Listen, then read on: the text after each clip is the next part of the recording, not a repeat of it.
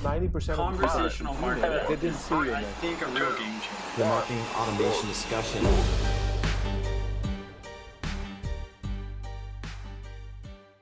So we'll start driving in 5, 4, 3, 2.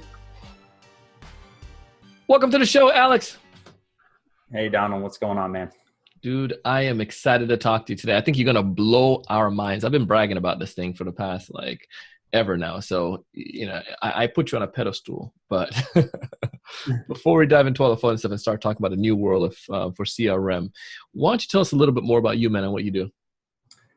Yeah, so I do a few different things. I run a platform called automated.af, and Automated is meant to be a place where anybody can go, sales, marketing, customer success, to grab and utilize working automations for their business, right? So if you want to learn how to speed up a process, if you want to learn how to better a process, if you want to learn how to do a new outreach campaign, our goal is to crowdsource and manually, actually, a lot of work's involved, but reach out to the experts like you and whoever else out there that are running very efficient and well-working automations, and wrap those up into a nice productized format, meaning you can go to the marketplace, you can shop around, you can grab an automation, and there is a tutorial attached to it. There's a little bit of a step-by-step guide.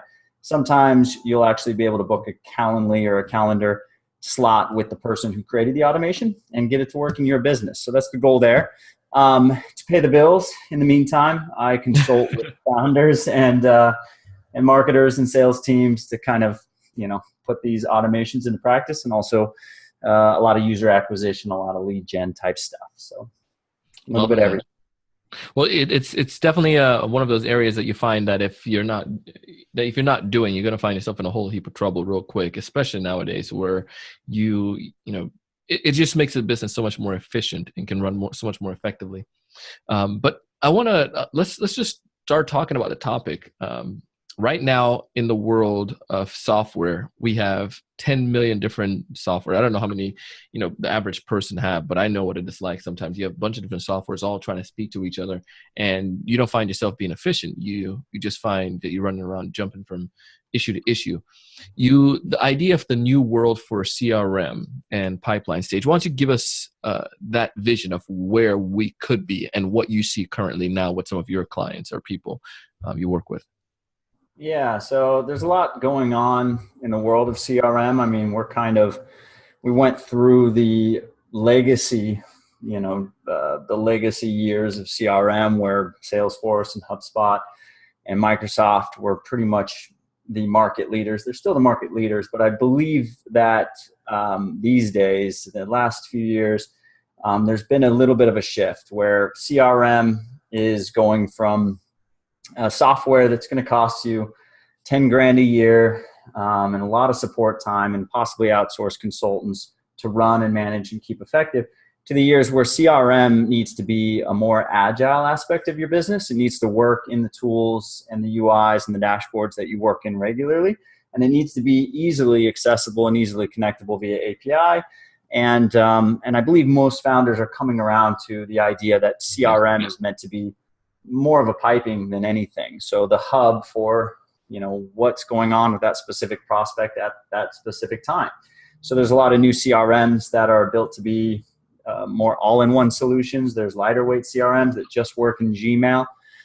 There's CRMs like Copper.com, which was ProsperWorks, but now Copper.com is one of my preferred CRMs for G Suite because for that specific reason. If you run G Suite, your salespeople in particularly are going to like using Gmail's UI to update contact statuses, to update pipeline stages, to interact with leads, meaning they don't want to have to leave their inbox and go to another dashboard to mess around with lead statuses, stages, notes, etc.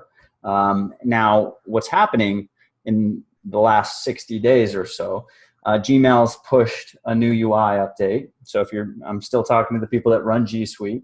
This doesn't apply to you if you don't run G Suite, but if you run G Suite and you run third-party apps inside your G Suite, inside Gmail in particularly, and even more particularly CRM, you've noticed that maybe there's been a little bit of issues that you've experienced with your CRM working inside of Gmail. And that's for a good reason. Gmail is, and Google in particular, they're invested heavily in Copper, and this is the CRM that they're backing. It's the CRM that they use internally. So if you're, Salesforce IQ user inside of Gmail, if you're a HubSpot Chrome extension user, these Chrome extensions are no longer going to be supported. So you're going to have to, figure out a new day-to-day kind of a working relationship with your CRM if you're used to using it inside of Gmail. And if you're not familiar with what I'm talking about, a visual is really that strip inside of your inbox on the right-hand side, where if you click on an email in your inbox, you'll see a little bit more about that prospect. You'll see the stage they're at in pipeline. You'll see their CRM status. You'll see some notes, any other activity that you've had with that customer. You'll see all that inside of Gmail. And if you're on Google Apps, that's very convenient to not have to leave Gmail. So Google's taking its stance. It's releasing its preferred software, and Copper is a part of that. So I think, we'll talk about why that's important and what it looks like in an automation and in a full sales stack. But that's kind of the big shift, is really going from the legacy softwares that operate on their own to a more agile, more user-friendly, more flexible CRM. We know there are several issues, and we're going to tackle 3 of them today, right? 3 main issues when it comes towards this idea. We're going to do some screen share as well. So some of you, if you're watching, if you're listening to this, you're going to go back and check out a video that we have in the show notes, and also some of the great things that Alex has put together here. But why don't we tackle that first one there, Alex, and go more in depth on that? When you want the best software apps like we're hitting at, and each of your tasks need to be in the same area, the same stack, they typically aren't. So let's dive into that part and talk about it and address it. Is that cool? Yeah, of course. So issue number 1 is you want the best software for each process, right? Sure. So we're talking about a full sales system. So we're talking about cold outreach, right? Or outreach in general. This could be LinkedIn prospecting. This could be cold emailing. This could be cold calling. Then you want to manage that person, that prospect, that lead, that's CRM. Then you want post conversion, whatever your conversion is, a sign up, a demo, etc. You want nurturing involved. That's touch points via email, via calling via any social interactions that you want. So you want the mid funnel nurturing touch points. And then you want the post-sale ongoing drips and blasts and, one-to-one type messaging that you have after the sale. Now, all of that cannot exist in one tool, although some tools are trying. Some tools are trying to do all of it, or at least 75%. Let's just say 75%, because I believe still most all-in-one solutions, and I'll name a few here in a second, are not trying to touch cold email as well as CRM, as well as customer messaging, the full funnel. They'll usually either start at the top of the funnel and work kind of towards the middle, or they'll start at the very bottom and work their way up. Now, the all-in-ones, I call them, you're talking about your active campaigns, talking about your HubSpots, obviously. Agile CRM is up there as well. These are tools that represent themselves as a quote-unquote all-in-one because they do most of the activity. They have a CRM, although pretty bare bones, but they'll have a CRM. They'll have these trigger messaging systems, these event-based messagings. You can create lists. You can run automations. Some of them have a bolt-on chat tool, like HubSpot has its own chat tool. Now, there's issues inherently with each of these. Active Campaign is great. It's wonderful. You cannot upload cold contacts into Agile, and you cannot run cold email, cold prospecting, and you cannot run LinkedIn touchpoints. So we're talking about cold outreach. That'll sit off to the side. HubSpot, it's expensive, and it's very tough to customize. And it's getting to the point where it's going to be shut out of Google in terms of how you run your G Suite. And Agile CRM I really like a lot. There's not a lot of issues there, but it's again, it's going to be mid-tier on everything. You can actually run cold email out of Agile CRM. It can attach to your Gmail, and you can push cold outreach through it, and it works. But it's not going to give you everything that you need to really run an effective program. So I'm not talking, again, about reconfiguring your entire sales stack to be multi-thousands of dollars and get the best tool for everything. I'm going to give you a solution that's under $200 a month per rep, and it's going to include everything that you need it to include, and it's going to all work together is the biggest part of this. I mean, with automation, it's like the biggest thing is the customer needs to have timely messages that are perfect for that specific point, that are triggered, that are based on an event. So you really have that ABM, that account-based marketing, and that one-to-one messaging system throughout.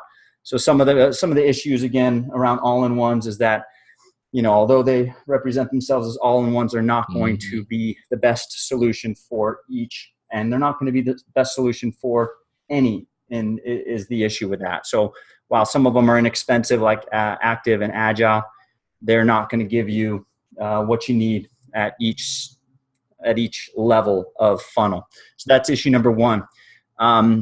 Issue number two, if you're a Gmail user. So back to the Gmail users, and in the tech community where I work a lot, most people are running Google Apps.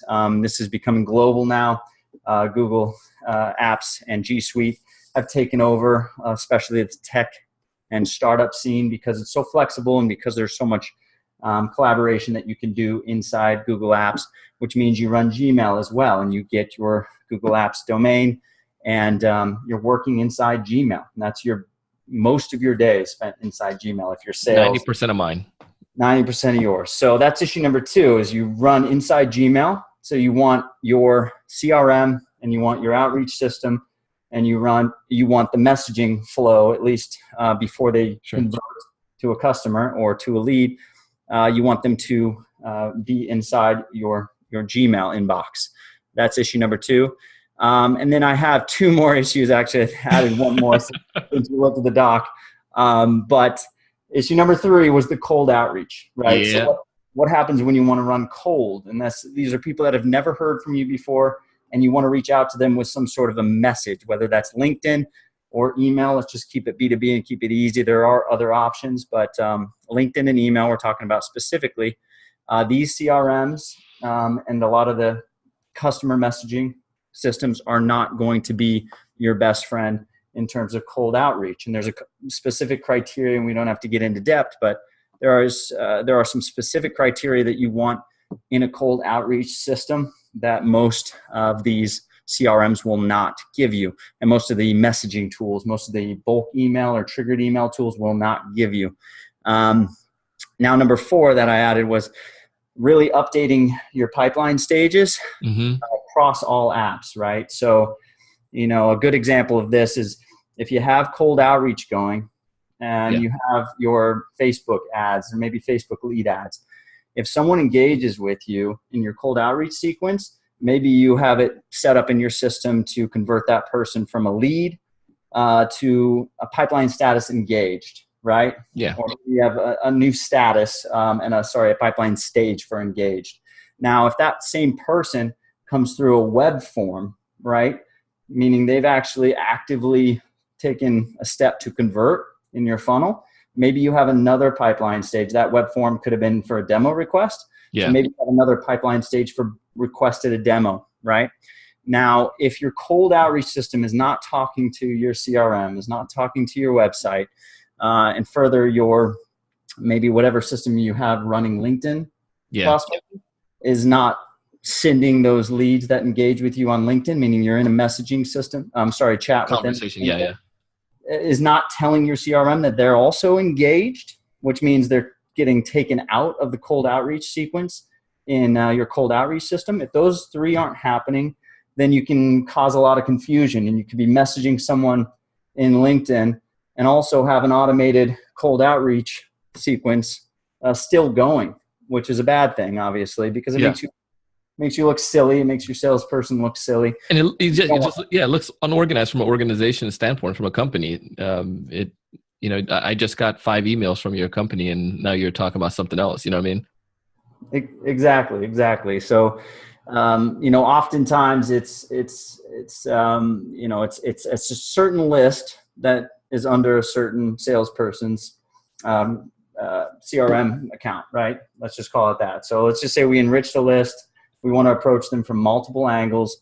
We want, Donald to have all of the people in that list, in that audience, assigned to him in our CRM. And then we want the LinkedIn messages to go from Donald. We want the cold outreach emails to go from Donald. And we want to make sure that as those people engage with either or, they're being updated in Donald's pipeline so that they are being pulled out of campaign A in LinkedIn and pulled out of campaign A in, whatever the cold outreach email system is, and then put into a pipeline status. Then Donald can choose manually at this point what he wants to do with them. So they've engaged, right? So he can chat with them on LinkedIn, keep it there. He can send them a one-to-one type email, and then he can manually update the stage thereafter, depending on if he does book them a demo or what have you, right? So that's issue number 4, is making sure the pipeline stages are in sync. Alex, what you're saying, that this sounds like a unicorn. This is like some sales rep is listening to this and they're about to crash because they're like, what is this? This sounds wicked awesome. Because the idea of having your LinkedIn communication to speak with some of the marketing activities or your Facebook's, activities, that's just unheard of. Or the fact that you have that, those things communicating with the CRM. I mean, only several CRMs right now are even having that capability of communicating as well. You have to use a lot of zaps and things of that nature. So this is real. This can happen. Mm-hmm. Yeah. No, we do use disparate systems. It's not an all-in-one tool. It's not anything we created. So, we're talking back towards the Gmail users. This is ideal for your Google apps, your G Suite, your Gmail users. But this stack can work for Microsoft users as well. It's just not quite as ideal because you don't get that extra level where you get to use Gmail inbox to update users. But it works for Outlook users all the same. So let's dive in. So I'll show it on the video here, what it looks like. And that's the actual flow from cold outreach all the way through to your CRM, what happens when people engage in which tool and how that relates back to CRM pipeline stages.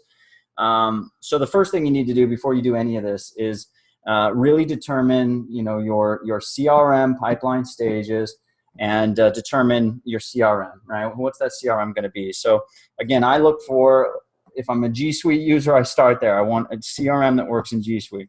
I want the CRM to obviously have an open API and have some really good native integrations with at least a couple of the apps that I use regularly that could even be invoicing stuff, what have you. Copper, again, I mentioned Copper before there. My preferred CRM because they are the preferred Google Apps, G Suite CRM. So we start there and we get this nice UI inside our Gmail to navigate Copper. So now that we have our CRM, then we look back towards cold outreach, and we want to make sure that our cold outreach system is talking to our CRM properly so that if someone is loaded into our CRM, they're automatically pushed up into our cold outreach system, and those two are mirrored.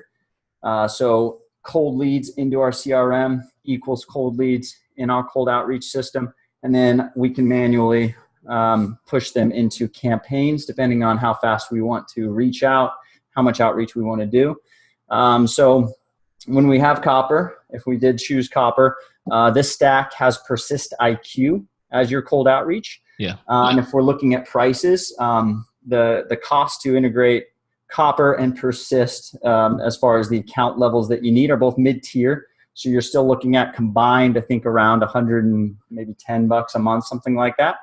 Now that's for both systems. So it's about, I think, 60 for Copper and another 50 or 60 or so for PersistIQ.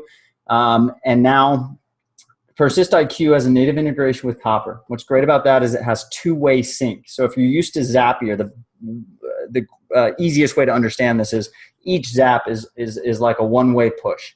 Right? So you can update this app with this information. That's a zap, right? Now there's new tools like Blender.io and Tray.io that allow you to create flows, but those are still one way, right? So you have to create two flows in order to create that two-way sync.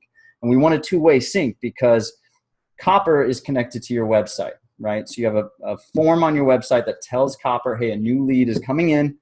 There's a tag on that lead, and that has a status update of new, whatever that is. Now, that person is then pushed right up to Persist. And if that person already exists in Persist, maybe you did a lead enrichment process, actually, bought that data, enriched that data with your team, then Persist says, oh, no, that person's already in a campaign. No need to add them, right? And then Persist, when someone actually opens an email and replies to an email, Persist will automatically update Copper with a pipeline stage called engaged, right? Oh. Or name it whatever you want, approaching, what have you. Approaching is typically when they start a cold sequence, but it updates their status automatically. So you have that two-way sync. Now, if you're used to using like a Mailshake or a Mixmax or, I don't know, name your cold outreach system, Yeah, will not have a two-way sync with your CRM. So if you're sending those emails out, you've got to be very careful and you've got to update continuously because you have organic traffic, you've got social posts going on, you've got all these other traffic and lead acquisition channels. And if you have cold outreach going on and those aren't talking to your CRM, then there could be that overlap, right? That communication overlap, which is no good. And it's also a waste of money. So now that you have your cold outreach system talking to your CRM in that two-way manner, making sure that leads are updated accordingly as they get engaged, meaning they've replied to your cold outreach.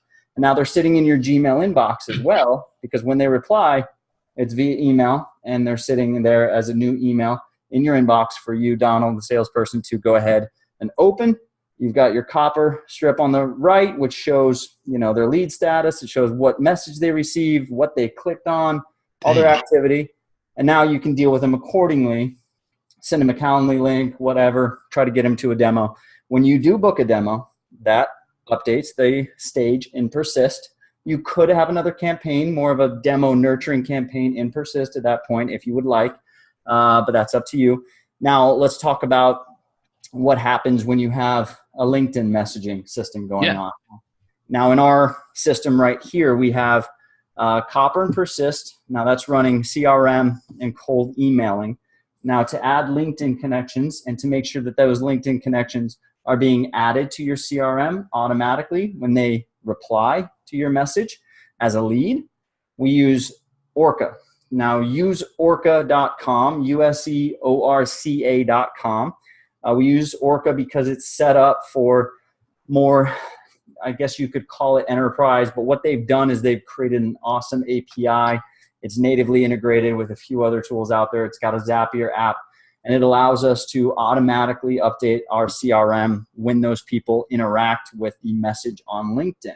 So we can say, you know what, so-and-so has interacted with the message on LinkedIn, meaning they just, maybe it's just accepted my connection request. As soon as they accept my connection request, I want that person to be in pipeline stage approaching, because right then and there, when it's pipeline stage approaching in my CRM, it gets pushed up to Persist and enters into the cold outreach sequence. So I have a LinkedIn connection sequence going on in useorca.com, and then that gets actually updated in my CRM when someone engages with that sequence, which pushes them up to Persist, and then they enter a cold outreach sequence in Persist, right?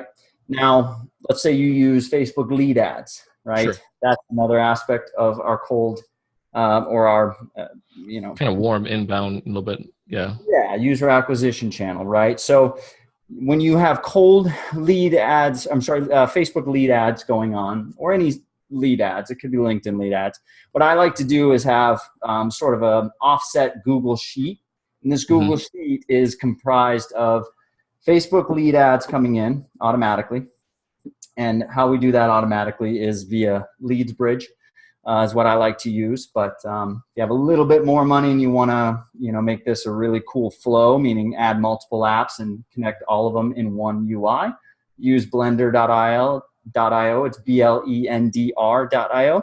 But Leadsbridge is really inexpensive, and you can create enough bridges to make the system work. So you have Facebook lead ads and LinkedIn lead ads, let's just say, going into a Google Sheet. That same Google Sheet is the Google Sheet that you have VAs, virtual assistants, enriching data. So those VAs are going after email addresses, LinkedIn profiles, whatever data you need of new audiences. So they're all putting data into your Google Sheet because you don't want to have VAs with multiple accounts in your CRM uploading data.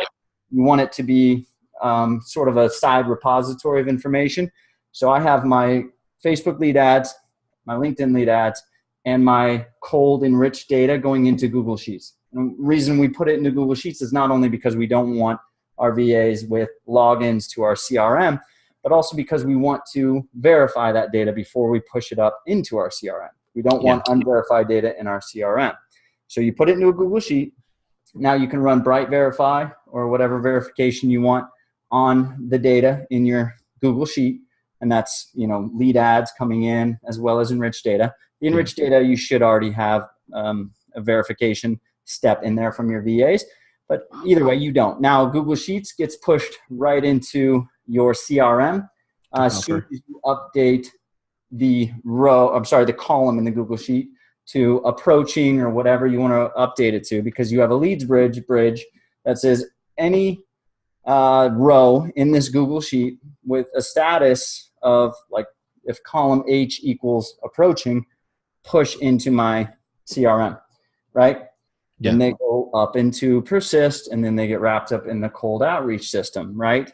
But if they already exist in your CRM because they came through a lead form on your website, or they got into a LinkedIn conversation, obviously the system works so that they don't get a duplicate message. So lead ads from LinkedIn and Facebook going into a Google Sheet, VAs enriching the Google Sheet with data, Google Sheet going into Copper as soon as you update or add a final column for whatever that stage is, whatever that approaching stage is, and then they get pushed in automatically through the Leadsbridge bridge. And then you've got your cold system going. So your cold system is working. Now let's talk about what happens if they book a demo. What happens if they get into your funnel, and now you have to nurture them. Now you've got to send them content. Now you got to chat with them on your website. You got to do all those things to get them through your funnel. And then what happens if they buy and you want to chat with them and you want to communicate with them post-sale? Well, all of that, this is the easy part, all of that is wrapped up into a tool called user.com. User.com. Spelled correctly, user.com. They used to be userengage.com, but they acquired user.com's URL recently, and they've just rebranded.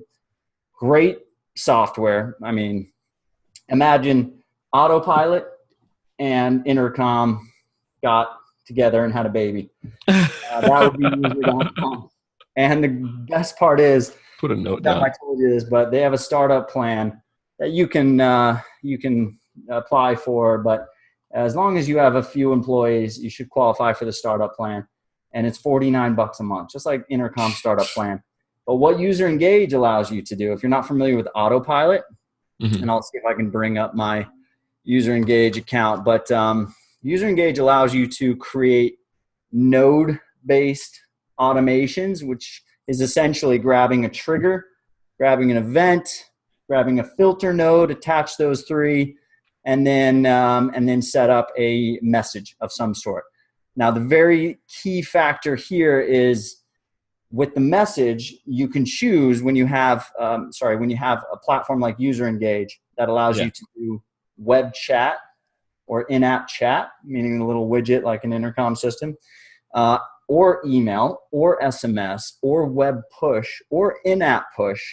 You can decide what type of message you want to send that user. So I have really intricate sequences that are essentially, let's just say someone came to my site from LinkedIn. LinkedIn's the source. User Engage looks for the source, meaning the UTM source, and then it deploys a filter and saying, hey, do they have an email? If they do have an email in our system and user, then they get an email sequence. If they don't, then they get a bot message if it's off hours. If it's on hours, there's an internal trigger to let me know that someone's on my web chat, and then I can chat with them. And there's one of those for Facebook. There's one of those for a demo request. If someone buys, there's an onboarding sequence, and it's all really easy and functional, and it covers everything that you need from web chat all the way through to converted, all the way through to sold, all the way through to, use it for your like drip.com is really great for like, hey, they visited a page on your site that's all about this part of your business, and that segments them. Tag them in user engage, say, hey, that person visited this page, tag them as this type of client, and send them content related to that specific type of material. So you have all that, and it's got an API. So all we do is connect user to our CRM, and then as soon as someone gets marked as, or not even marked, as soon as someone enters our CRM, and the pipeline stage goes to, I'd like to use a farther down or further down pipeline stage like demo complete before I pick them up in user engage. But you can do whatever. They just charge based on contacts after the $49. So you get, I think, 5,000 for free, but you decide when to push them up into user engage. Earlier the better, but if you're worried about fees, then wait until down funnel to push them up. And then they start getting onboarding messages. They start getting all sorts of really cool custom experiences on my site. And then you can always use it just for web chat at the very, very top of the funnel. So people get that really awesome experience on your site. Bro, that is sick. Like in my mind, I'm just like thinking, dang, there's like nothing that you need to do. Like, I don't know, like the whole concept, the issues that you brought up at the very beginning, like trying to have all those different things communicate. It seems like every salesperson in their mind would be thinking, that's exactly what I want. And I can see how that can flow properly. Would that, like, can anyone take advantage of this? Because you said it's not too complicated. You're going to share with us in the video the recipe and the whole automation process. But if somebody is in a small organization, how would they go about getting leaders to take advantage of or investigate in something like this? What are some of the benefits that you have seen when you've helped clients implement something like this?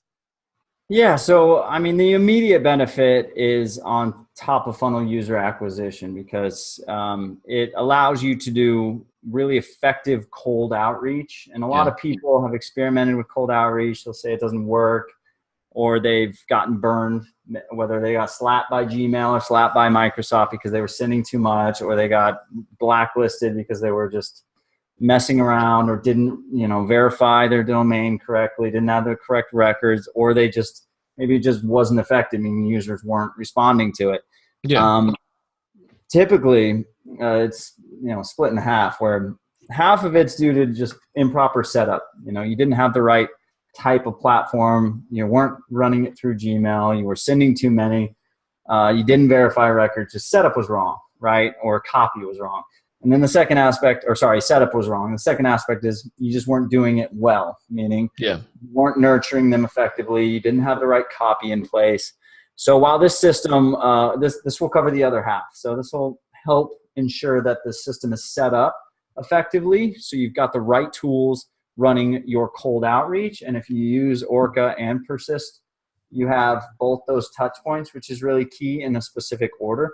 So we can dive into that on another episode, but this is more about the main issues where you want to make sure your full stack is talking to each other, right? You want to make sure that pipeline stages, and it sounds so mundane, it sounds so trivial, but if your pipeline stages are not in sync through the different outreach systems that you have, or the different tools that are touching your customers, then you could have a lot of confusion and a lot of poor customer experience more than anything. Your salespeople will be, they'll have annoying days, but the worst thing is just poor customer experience. So make sure your CRM is talking to your chat tool, and your chat tool and your CRM are talking to your cold outreach, and your web forms are talking to your CRM. And it's all working in sync so that your customer experience is spot on. I think that's the most important takeaway from today. So whether you use a system like this or use an all-in-one and then just add a cold outreach system on top of that, whatever you want to do, just make sure that your pipeline stages are clearly outlined. Sales knows what's going on at each pipeline stage, and all the tools are being updated based on where the customer's at and how they interacted with that tool, right? Dang, bro. In depth. Yeah, man, we did it. I think we added some value. So if somebody wants to get in touch with you and to take advantage of this, how would they go about doing that? yeah, so we do take on a couple clients every now and again, I can say, because it's not like we can do this sort of in-depth setup for numerous people at once. But yeah, I do work with a couple Copper specific setup companies that do a really good job, even better than I do with Copper. So I can definitely refer you there. But if you kind of start and book the demos with these tools, and then you decide that it's right for you, then go to automated.af. You can check out some resources there. You can email me, team, T-E-A-M, @automated.af, and tell me what's going on with you, where you're at in your stack, and what the main issues are. And I can go ahead and send you a calendar invite if I think I'd be the right person for you, or if my team would be right for you, or I can CC you on reply to someone that I think would be a little bit better. But either way, we're going to hopefully build out Automated to have something for just about everybody, especially if you're using this stack. We do a lot with this, and I'm super excited about it. And it's just going to get better. So definitely check out those main tools: copper.com, persistiq.com, user.com, and useorca.com. Well, we'll link back to all of those in the show notes, and we'll have the video in the show notes, and we'll have a connection back to you as well, man. But this was lit, bro. Thank you so much for taking the time to come on the show and share this in-depth process with us. We appreciate it. The unicorn is real. All right, buddy. We'll have to have you on the Automated podcast here soon too. Done and done. All right, brother. 90% Conversational marketing. they didn't see you, I man. think a real game changer. The marketing automation discussion.